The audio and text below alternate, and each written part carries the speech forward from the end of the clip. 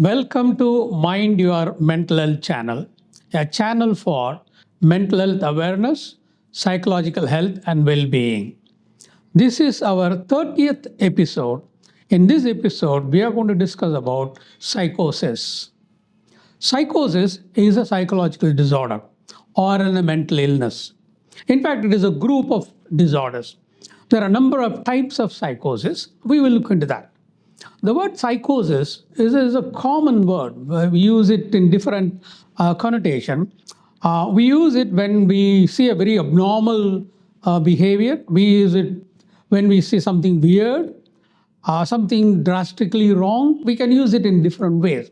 But when we use psychosis, the term psychosis, in a psychiatric parlance or in a mental health setup, we are talking about a mental illness, a specific mental illness or a group of mental illness. The word psychos itself is a Greek word.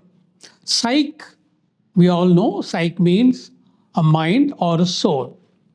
Osis means a state abnormal or a state of abnormality. So psychosis means, in simple English term, it is abnormal mind, a state of abnormal mind. And this word has been used for centuries, and this has been used to define a severe category of mental illness. It has its own characteristics, and psychosis denotes a severe and enduring mental illness. So the first criteria or qualification of a psychosis is severe and enduring mental illness. We used to divide mental illness into different types, different categories. One category was minor and major mental illness. We used to call psychosis a major mental illness. Then we use a classification called like psychosis and neurosis. We don't use any of those classificatory systems now because some of the terms are misleading. Neurosis is misleading in a way. It means that, does it mean it's something wrong with the nerves? It is not. So it's purely psychological. So that's why we don't use those terminologies now. But we retain this term psychosis to define a severe and enduring mental illness. That is number one, the first criteria. It is a severe and enduring mental illness. Second is, many a time, the person affected by psychotic illness or psychosis do not have insight into their illness. Insight is a very important aspect we look into when we assess the patient. Insight means awareness of one's illness. If I have a headache, I will know I'm having a headache. I'll go to the doctor and say, I'm having a persistent headache. It's quite severe. Can you do something about it, doctor? Or if I have a stomach ache, or if I have chest pain, I know it is an illness. I know it's a discomfort, and I will know I need to do something about it. That is an insight. Knowing something is wrong, that is 50% of the insight. Other 50% is doing something about it. I have a headache. I need to do something about it. I need to take some medication to alleviate, or I need to find out why this headache. So I go to the doctor. So when we say lacking insight, when we say persons afflicted by psychosis or person suffering from psychosis lacks insight, what it means is they may not know that they are suffering from a mental illness. They might have a florid symptoms, they might have a behavioral changes, which is very abnormal. Still, they might think it is not mental illness, or they might think this is nothing wrong with me. What I am doing, what I am talking, everything is normal. Others are abnormal. That is the lack of insight. They do not have insight into their condition. They may not know, or they will not know they are suffering from a mental illness. Consequently, they will not accept help, or they may not seek help. Or they might say, I don't need any treatment because I'm normal, I'm all right. This is a second feature of a psychosis. Third one is they lose touch with the reality. Then the question comes, what is real? What is reality? Real is what is factual, what is happening around us, what is occurring. That is in a real time is a real reality. If I'm sitting here, I know I'm in this room in the lounge, and there is a shooting going on. There is a camera. There are furnitures here. Everything I know, and these things are real things. The sofa in front of me is a real thing. The camera in front of me is a real thing, and what is happening to me is a real thing. I realize that I'm talking. I'm talking about a subject. That is the real. What is reality? Appreciating or realizing what is happening around us in real terms, in real objectivity. That is real or reality.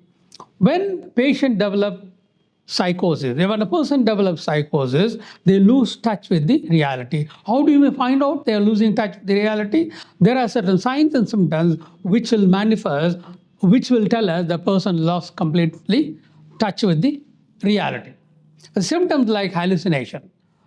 When I hear voices which is not happening, which is nobody around me, there's no way somebody is going to talk to me here, I'm alone here, still I hear voices. That is called hallucination. That means I am not experiencing what is real, but what I'm experiencing is completely unreal. That is one symptom. There are a number of symptoms which it denotes or which indicate that person has lost touch with the reality.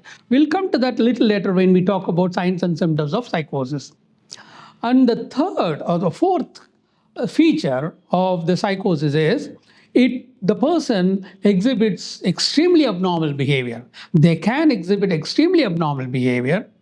And the fifth feature is there is a deterioration in the person's activities, in their functioning, in their work, in their family life, in the society. Everywhere there will be a dysfunction and there is a deterioration. A person who's an executive does very nicely, conduct himself very nicely, a gentlemanly, conduct himself very, very nicely. That person, the behavior and the looks, the dress, everything deteriorates. That is the another feature of psychosis. As the psychosis persists for a longer period, person's general look, appearance, the behavior will deteriorate markedly. That is the fifth aspect of psychosis. So these are all some of the aspects of psychosis. Next question is, what are the signs and symptoms of psychosis? Psychosis can manifest in all the aspects of mind. If you go back and listen to my talks on mind, I talked about what is thought, perception, behavior. If you go back and listen to those episodes, you will understand there are different components of the mind: perception, thought, emotions, and behavior. These are the four important components of the mind. In a psychosis, all these four will be affected.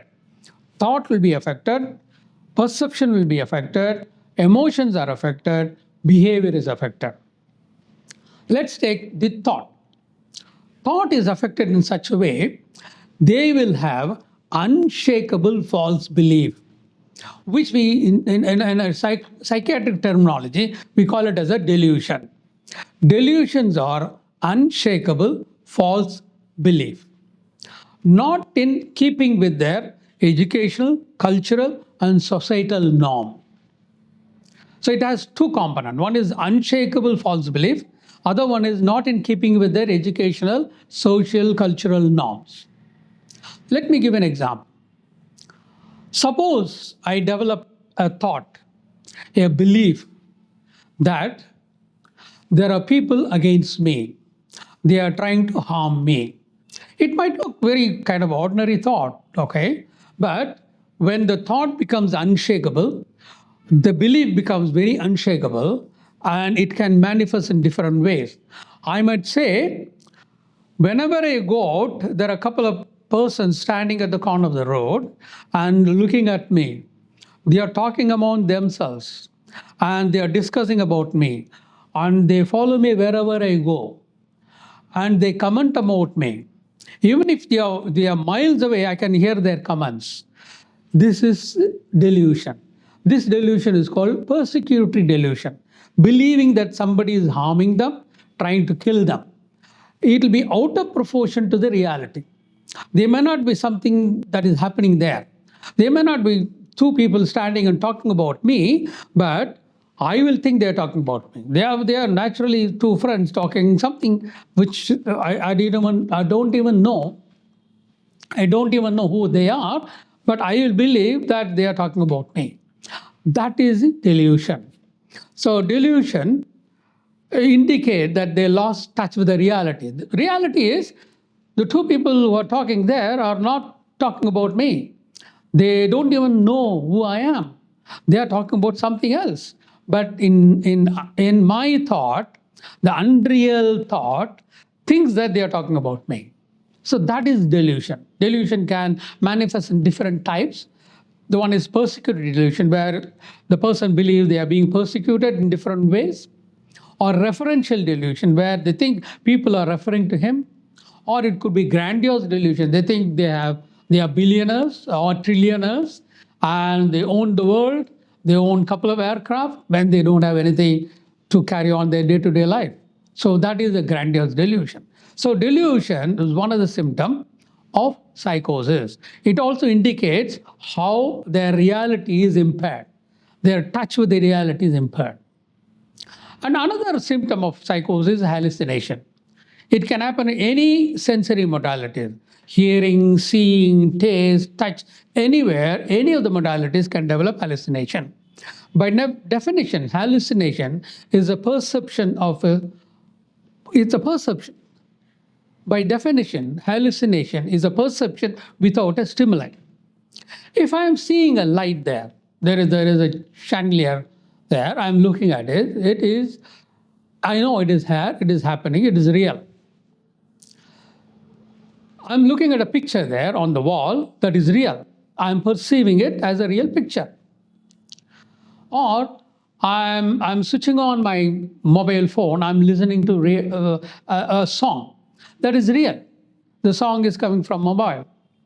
But if there's nothing around me and there is nobody talking, and then I hear somebody talking about me, I hear voices talking to me.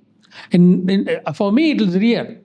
I will hear 2 or 3 voices, male or a female, talking about themselves, about me, when nobody around me. That means I am perceiving something in absence of a stimuli. When I say stimuli, actually somebody is talking, that's a stimuli.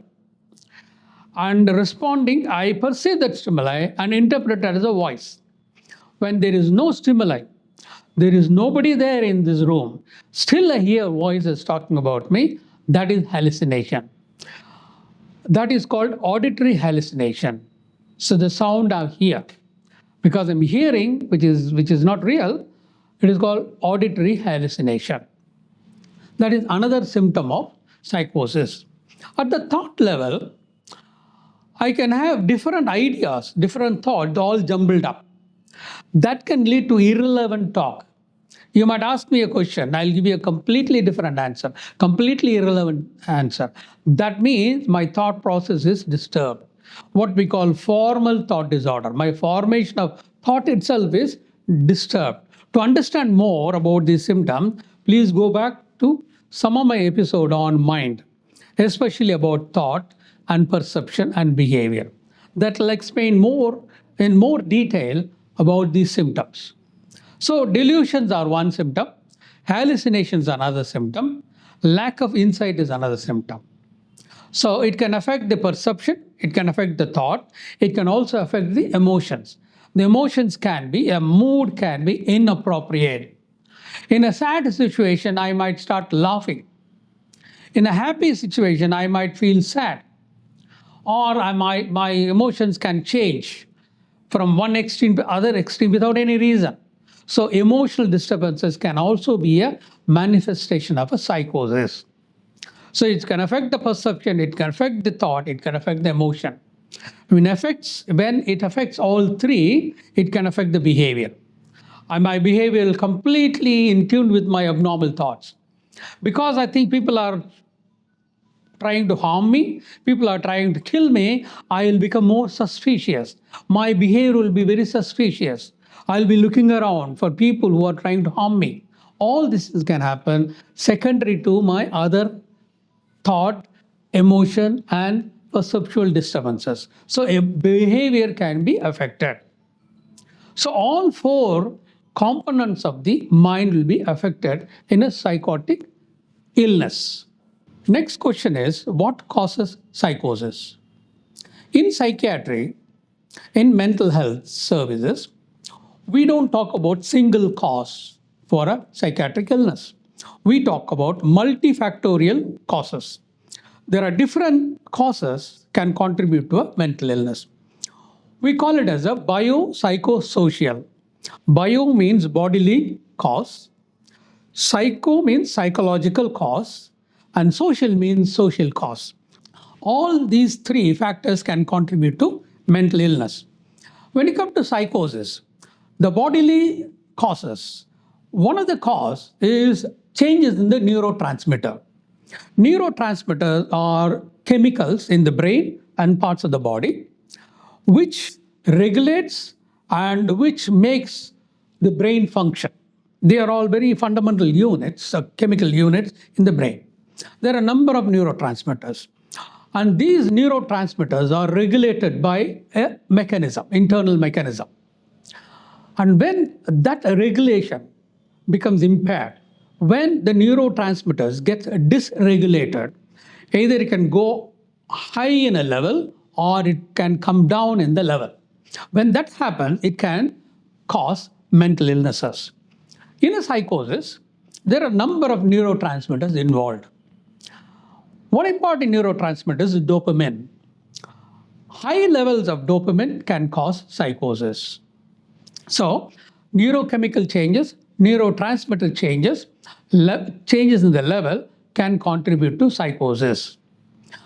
Other than dopamine, there are a number of other neurotransmitters. Now, glutamate is one, acetylcholine is one. There are a number of neurotransmitters. GABA is another one. So, neurotransmitter dysregulation can cause psychosis.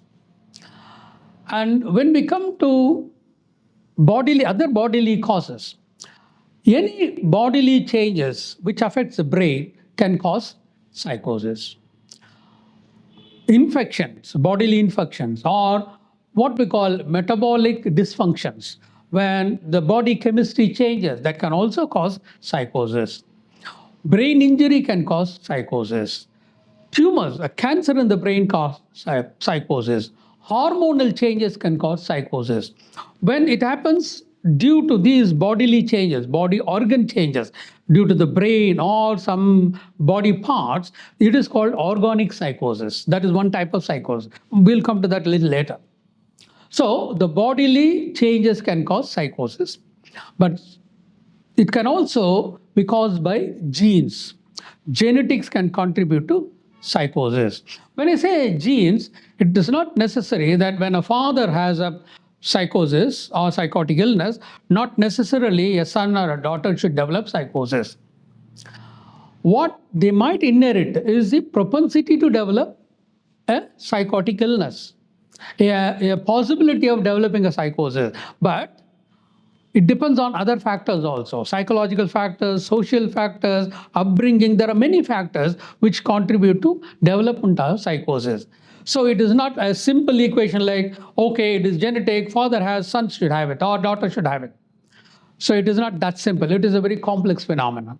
So it is not necessary a family member has a psychosis, next family member should have it. So because it can induce fear or anxiety in people in their family, one of them suffer from psychosis. It is not that simple. It can happen, but depends on many factors. So genes can be a cause, neurotransmitters can be a cause. Like that, there are a number of causes for developing psychosis. Next question is, what are the types of psychosis? You said it's a group of the disorder. There are a number of psychotic illnesses. One most common is schizophrenia. Schizophrenia is one of the important psychotic illness we see in our day-to-day practice. It is characterized by all the psychotic symptoms. We'll be doing a separate episode on schizophrenia. We'll talk in detail about schizophrenia.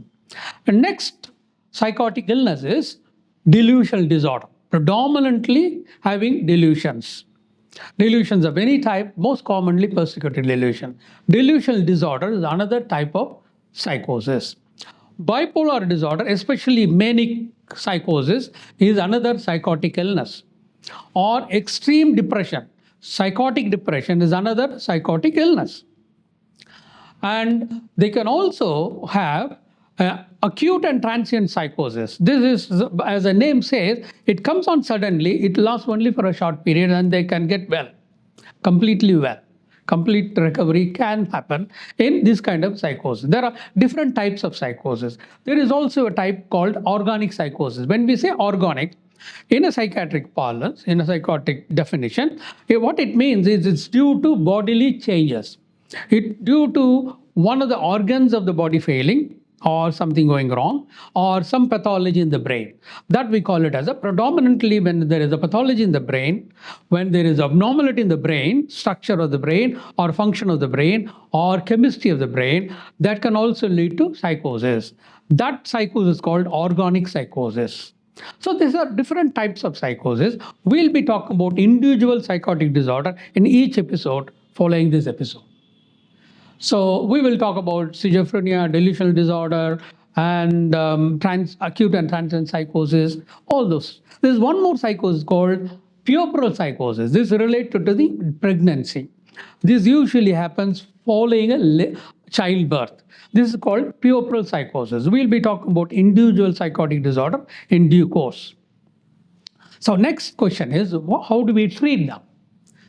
Before going on to treatment, let me talk about the course and prognosis. What happens when a person develops psychosis?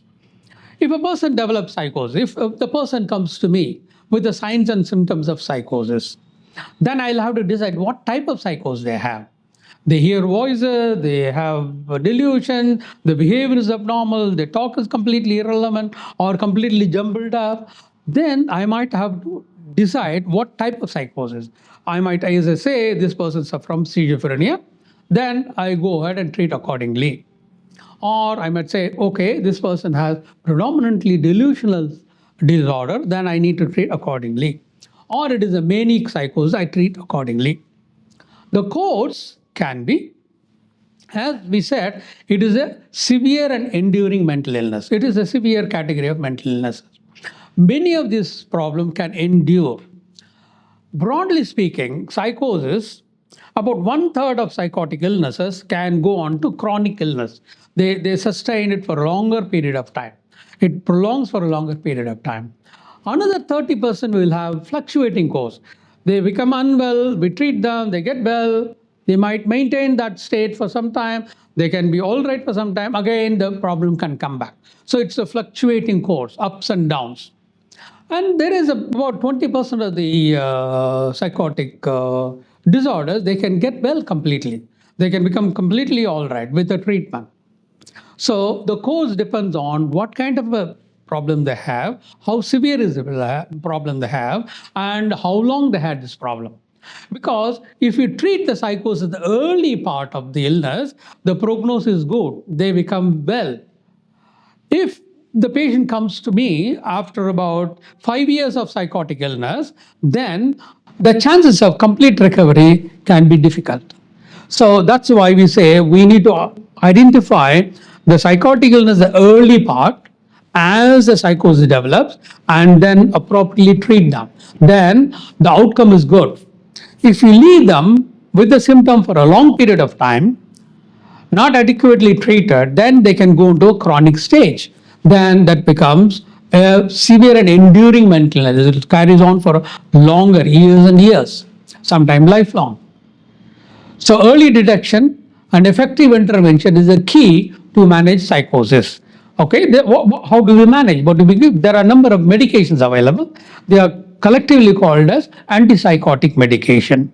There is also a group of medication called mood stabilizers, which can be used to manage bipolar disorder, to prevent manic episodes. And other than medication, there are psychological therapies. most effective evidence-based, research-based therapy is CBT. CBT specifically for psychosis, as a good research evidence say that it is quite effective in psychotic illness. So in this episode, we discuss about what is psychosis and the manifestations or signs and symptoms of psychosis, and why or what are the causes of psychosis, and a little bit about management of psychosis. In our next episode, we will discuss about one particular psychotic disorder called schizophrenia. It is a very important disorder, and we will discuss about it in our next episode. Thank you for being with us, watching our program. Do comment if you have any comment. Do share it with your friends. Do subscribe to our channel.